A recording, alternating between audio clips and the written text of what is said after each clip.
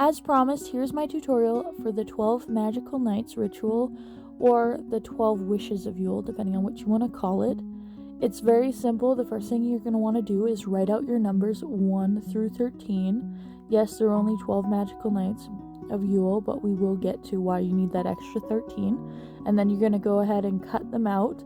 I try to keep them evenly spaced, but that's just my perfectionism coming out.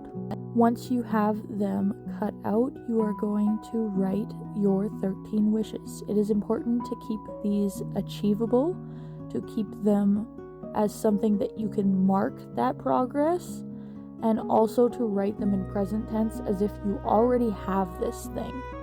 These wishes or goals don't necessarily have to be tangible things, such as I've bought a new car, but they can be changes to your routine or your daily life, such as I want to start saving more money, and you give a certain amount a week or a month, or I want to cut down on my spending to going out only once a month.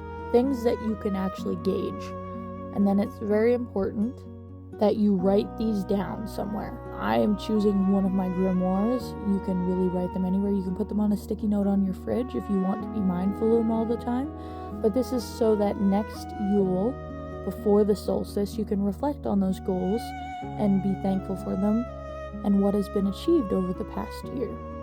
Now that we've done that, I like to do a little bit of cleansing before I go any further. So I have an incense stick that I'm going to light, and I'm going to cleanse the jar that I'm putting my spells into. You can choose any kind of jar that you want. I have these really cute apothecary jars that I carry in my shop, so I am just going to use that for this purpose. I'm just making sure that I give it a good cleanse. At the end, I am going to cleanse it again and just fill it up with smoke, but I just want to make sure that there's no negative energy or unknown energy conflicting with what I'm trying to achieve here. And of course, we're going to clean the lid too. You can see that smoke gathering in there, which is ideal, honestly, because it kind of traps that cleansing properties in there. And one more around the bowl. I don't know why I was being so thorough. I guess I felt there was a lot of stale, stagnant energy that I needed to get rid of. Also, a reminder to all the witches that are starting out, or anyone who's wanting to make tutorials and stuff. Yes, it's nice and it's awesome to have an aesthetic background, but if you look in the background of my table, I've got Christmas cards, peanut butter, all kinds of stuff. It doesn't have to be pretty. The idea is to get the point across, so just remember that. Now, what I'm doing is I started at the top left corner, and I am just tearing around my wish clockwise. And this is just to serve as kind of an activation for it.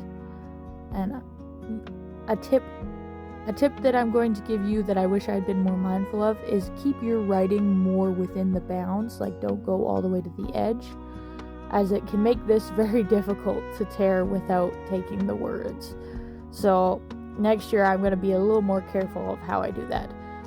But once you're done, you're going to spin it all the way right side up, clockwise again, and you are going to fold it towards yourself.